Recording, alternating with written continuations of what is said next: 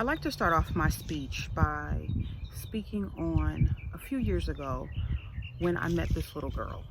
I met this little girl a few years ago, and I built a relationship with her and learning about her trials and tribulations with her hair.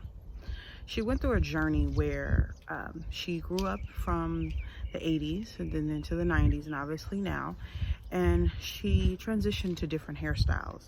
When she was a little girl, she wore her hair natural. And then when she got to about the age of 7 and 8, she began to process her hair with relaxer and being chemically treated, even with perm styles. And then from there, she went wearing braids. And for many years, she spoke about going back and forth between wearing chemically treated hairstyles and natural hairstyles. And then one day she decided that she wanted to change from those hairstyles and started wearing different braids. Then she transitioned into weaves. And then from weaves, all of a sudden, she fell in love with her hair. And I thought it was interesting that she fell in love with her hair at a time when weaves were very popular. Weaves speaking on sew-ins and lace front wigs and such. And so she fell in love with her hair and she decided, I'm gonna cut it off.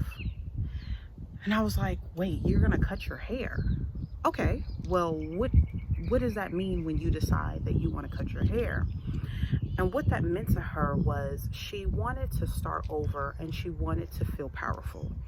She wanted to feel powerful without hair. She wanted to feel powerful without weave. She wanted to feel powerful without synthetic weave, meaning braids.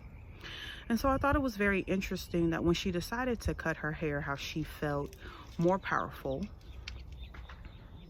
and more liberated to move forward in her life. And from there, she went from growing her hair out to wearing weaves again and also deciding, I'm going to cut my hair. And for many years, she went from cutting her hair, cutting her hair, cutting her hair. Every time it grew to a certain length, she cut her hair. At this point, she was in her 20s when she was telling me this story. And I'm like, wow, you're in your 20s and it sounds like you've done a lot with your hair. What does that mean? Does that mean that you're having an identity crisis? Does that mean that you're not understanding your hair? Is it that you don't care? What's going on with your hair? And so just through that journey, she changed her hair so many times, but she always cut her hair out or cut her hair off when she was stressed. So that was quite confusing to me. And she basically became a hairstylist, and she started actually at a very young age, but she didn't own up to being a hairstylist and what her calling was as a hairstylist. And so once she really started diving into being a hairstylist, she began to work with little girls. She actually started at a young age, but this was a story that she never really told because during that time, it was more about creating an income and not really manifesting and becoming a part of her talent. She didn't want to own her talent. And she didn't really start owning her talent until she was in her late 20s, which was very interesting as a hairstylist and working with kids so for so many years. I mean, she started when she was 12. So anyway, here she is, she's working with kids and braiding their hair and talking to them. But one thing that was very interesting was that she was telling little girls how beautiful they were and how their hair was beautiful and their curls were beautiful, and even to explaining to her parents what the importance was about her hair and what made her hair so magical and made her hair so beautiful. It made their hair so beautiful because I mean, even still, like braiding boys' hair, it's the same thing. It's a form of a crown. And her explaining to them, like, you have to take care of it. You have to take care of your scalp. You have to learn your hair. There's different curl patterns and such. And with that, she became a gift. She became a gift to many little girls, and later on in her career decided that she wanted to explore hair for adults and even men and barbering and such. And then later on decided to become a teacher and an educator and also a makeup artist, which I found very interesting and powerful. So with that being interesting and powerful, her gift was to create magic and educating clients and children specifically on loving their hair. I say that to say, ladies and gentlemen, that that little girl was me. And I went through a lot of trial and tribulations with my hair, where I went from wearing my hair chemically styled to braids to weaves and such. And when I really had a chance to start over, I cut my hair off. I was about 26 when I decided to cut my hair off. And I told myself that when I cut my hair off, I was going to get my hair cut by a woman, because I wanted to make sure that when I cut my hair off, that woman was there to really guide me and tell me that I was beautiful at the end of my experience. And from there, I started to learn to love myself differently when I didn't have hair. And then I went through so many different stressful situations where I was like, you know what, I'm just going to start over and I'm going to cut my hair off.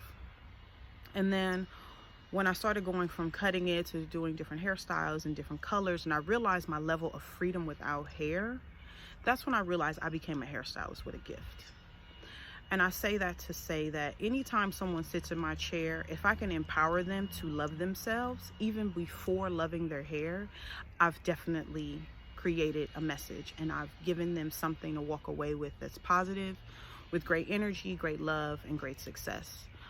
I want every little girl that I have ever come across, and when I say little girl, I'm talking about even from the youngest to the little girl and a grown woman, that I want them to love their hair. I want them to appreciate their hair.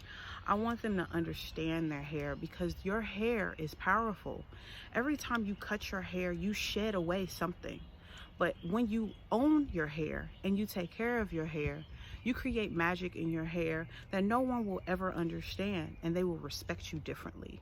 Because when you respect your hair, you respect your being, you respect who you are, and most importantly, you respect yourself as a woman and as that little girl.